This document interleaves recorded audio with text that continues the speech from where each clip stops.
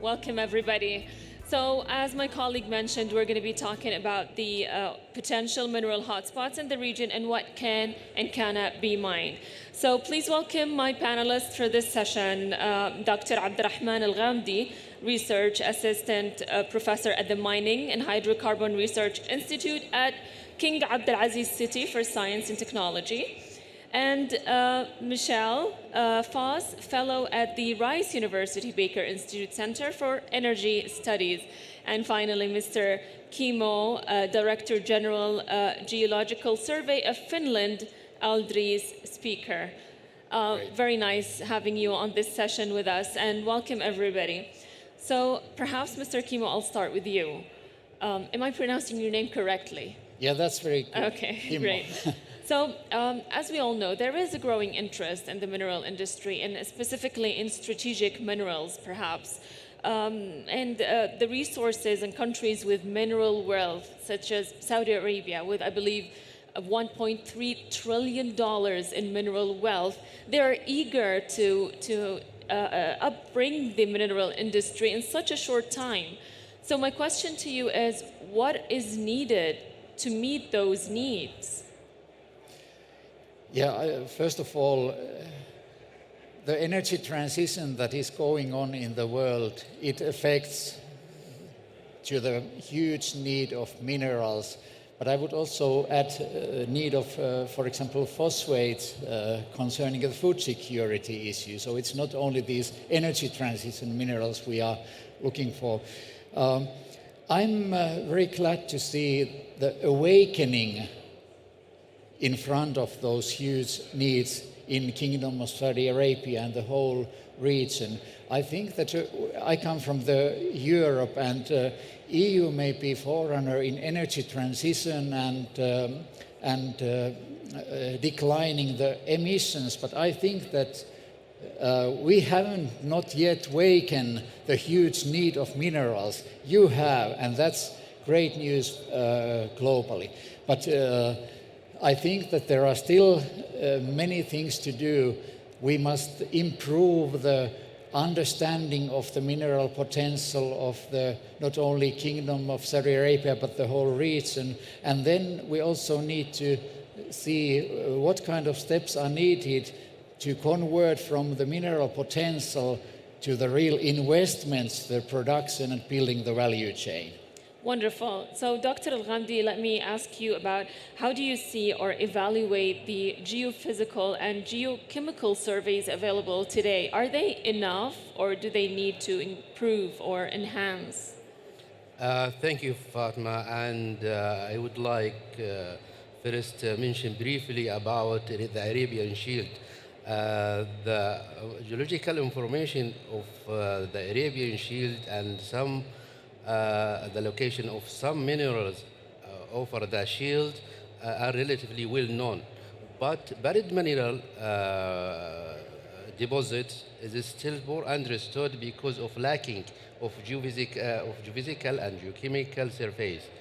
Now the Saudi Geological Survey started already a survey for the geophysical and geochemical data, and this can help to understand mineral mechanism in the Arabian Shield, which can help to explore the new deposits and to calculate the amount of mineral in the Arabian Shield.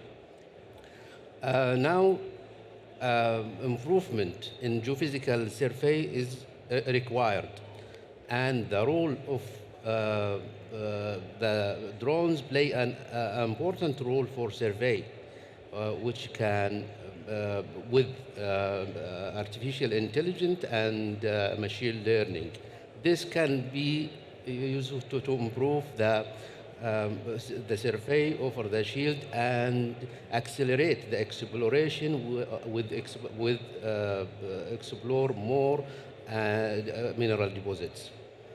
Wonderful. Michelle, there's a lot of risks when it comes to the framework of investments. Now, could you point out some of those risks and ways to overcome them? So In the oil and gas world, to build an analogy to one of your core industries here, we have an expression, closeology. It's kind of a joke. Oil and gas is easiest to discover and produce where you already have existing production. That doesn't really work when it comes to non-fuel minerals. The geology is different, occurrences are different, and so on. But it's easier to establish mining operations in countries that already have the experience. Obviously, they've got services, they've got capacity, they're going to have some know-how, some familiarity with the industry, and they're going to have rules and laws, policies on the books that help to guide investment. One of the challenges in the world today when we look at these opportunities is the lack of that enabling set of conditions. And when we look at this, when we think about this term that's not easily defined, license to operate, it means a lot of different things to a lot of people. From a commercial point of view, a transactions point of view, what that means is I can achieve a bankable project. I can go into a place, I've got an attractive opportunity in geological terms, I've got something that can be developed, I've got an enabling legal framework that I can work with to execute agreements. I've got enabling policies that allow me to transact in business. I've got appropriate government oversight. I've got a workforce. I've got all of these different things. Earlier, a question came up about ESG. We had a panel on that yesterday. That's now part of license to operate. It gets embedded in government rules. Somewhere in there is a sweet spot that will work in terms of financing a project, enabling a project to go forward. The reason why cycle times are so long in the industry is because those sweet spots are so hard to find. When you look at this region from Africa to Central Asia, a lot of this is missing in spite of all of the decades of hard work to try to build it.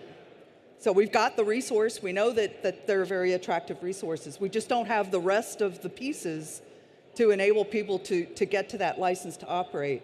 Sometimes you can overcome that with the richness of the opportunity, so geology helps a lot in terms of absorbing what we call above ground risk to get these done.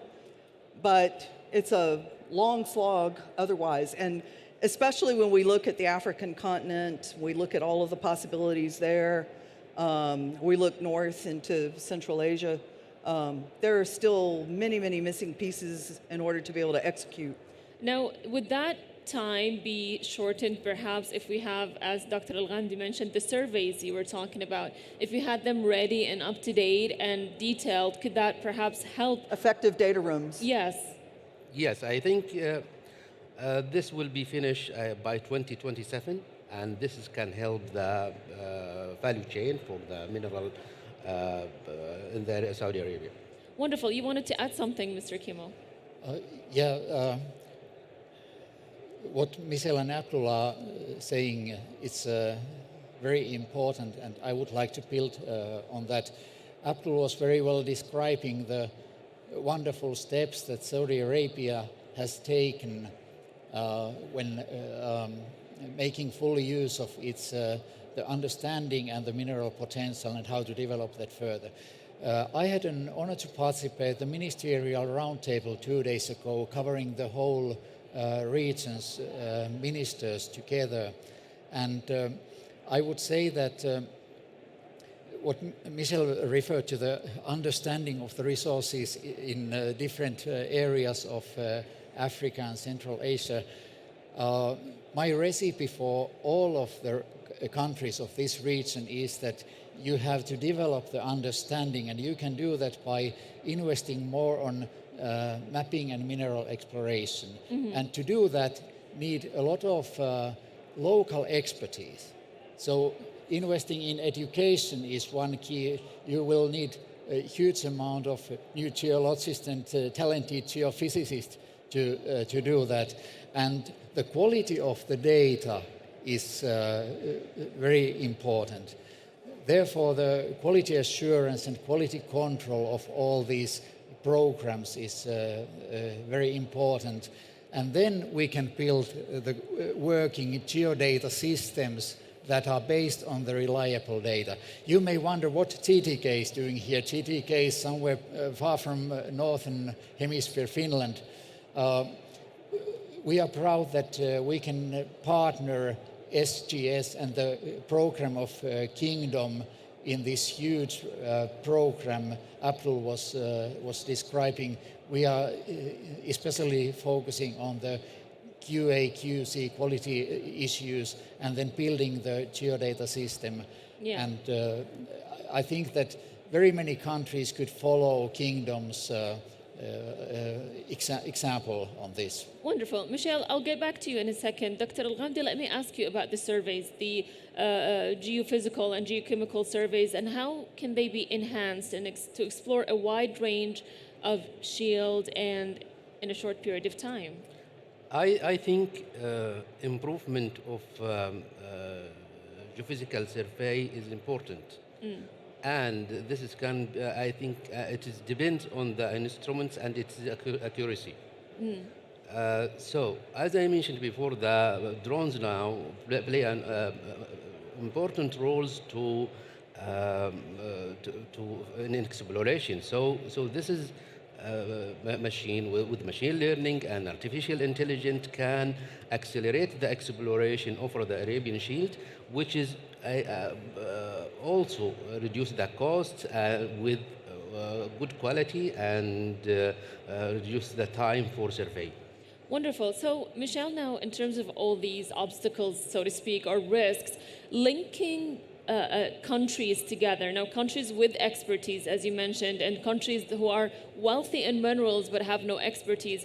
Now, creating that link, would that help at all? And how does that link work? Well, I think there's obviously a lot of benefit for doing that. And, you know, sharing experience. We all do that anyway. When you look at technical assistance for energy and minerals development, a lot of that, as in the you know what Kim was talking about, Finland's support of providing assistance here is a perfect example. I mean, you know, there are clear opportunities to do that and to try to speed up the process of building effective databases and platforms to be able to prospect successfully. I mean, you know, that obviously will help a lot. But within the countries, obviously there has to be a commitment to that. You don't collect data unless you can actually get in and survey in the first place. So you have to be able to get an entry, to do that. And so exploration licenses, control of information. I don't know if that's something that you all have wrestled with or thought about here, but a lot of times that ownership of intellectual property, what the subsurface is, what do we understand about it? How do you provide that information in a proprietary way for exploration while at the same time protecting the sovereign interests, the resource owner interests? This is a classic problem that people have struggled with. That really is, and that's a very important point you brought up. Mr. Kimo, what do you think of that? This is a very important issue that Michelle is mentioning, and I think that each country in this region can